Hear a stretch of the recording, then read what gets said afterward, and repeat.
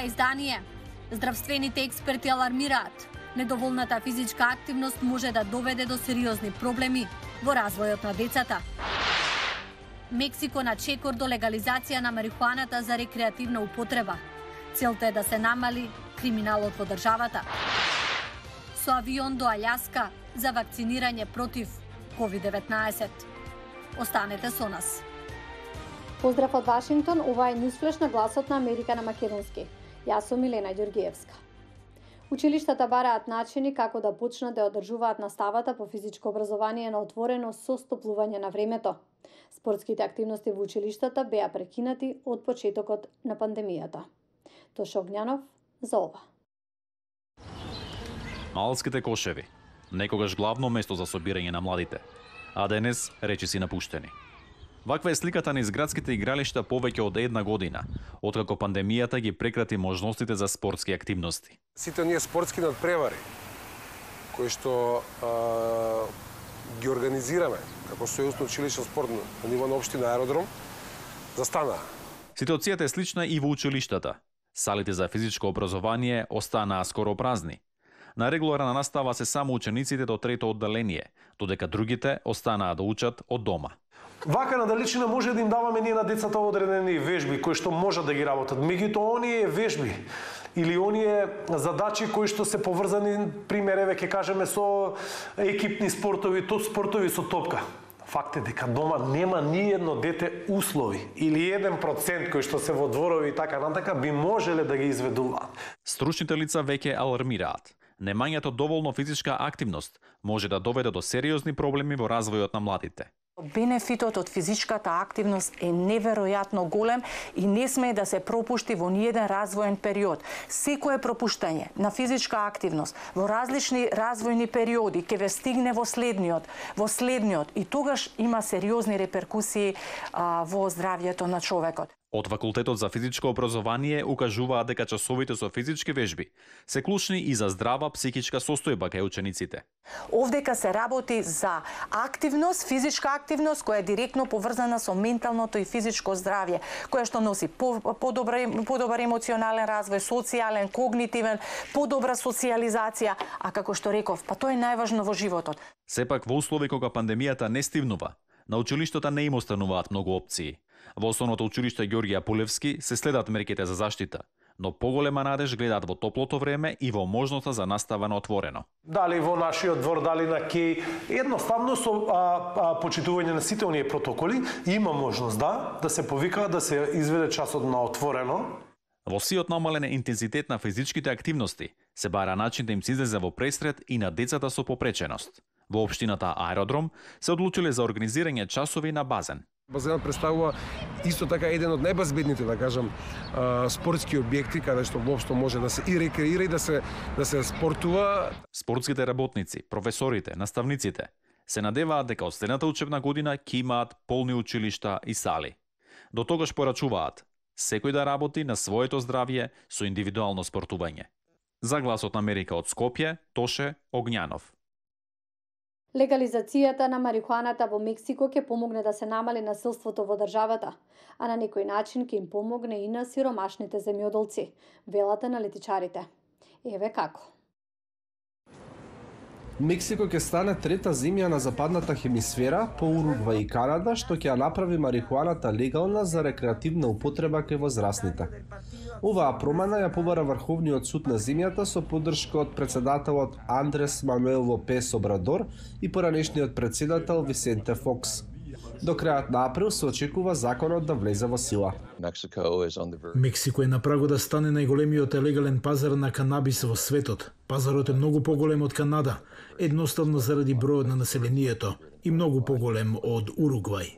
Во САД 36 сојузни држави дозволуваат марихуаната да се користи за медицинска употреба, додека во 16 држави, како и во главниот град Вашингтон, марихуаната може да се користи и за рекреативна употреба, вклучително од неодамна и во Њујорк.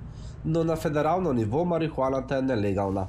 Во Мексико картелите доминираат во нелегалната трговија со марихуана, а војната во земјата против дрогата доведе до над 150.000 смртни случаи и 80.000 луѓе кои се водат како исчезнати.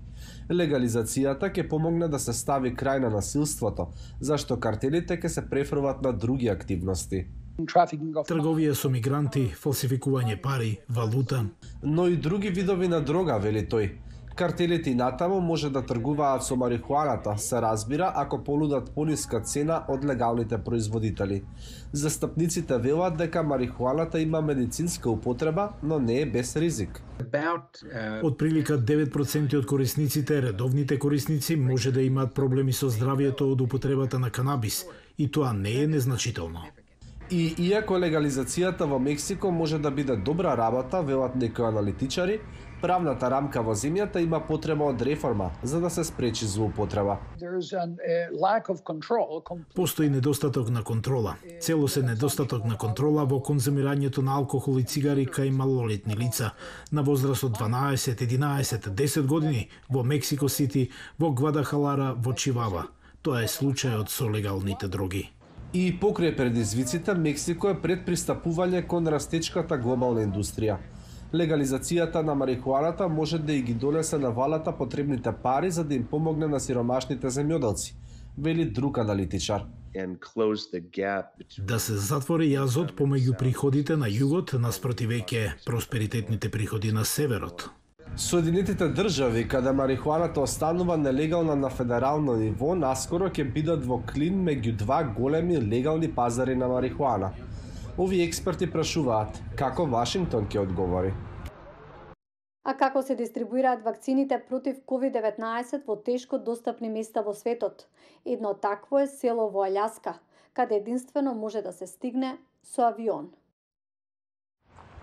Hi, this is Deborah Calais from Seldovia Village Tribe. Здраво, јас сум Дебра Колеј од племето на селото Селдовија и се прашував дали денеска ќе летаме до Селдовија.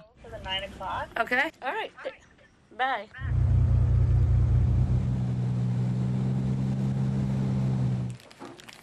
Some vials have 11 doses. Некои ампули имаат 11 дози. Значи, се обидуваме да добиеме 11-та доза од ампулите денеска, за да може да вакцинираме човек повеќе. I need band-aids, I need alcohol pads, and I need... Ми требаат ханзапласт, алкохол и памук и ракавици.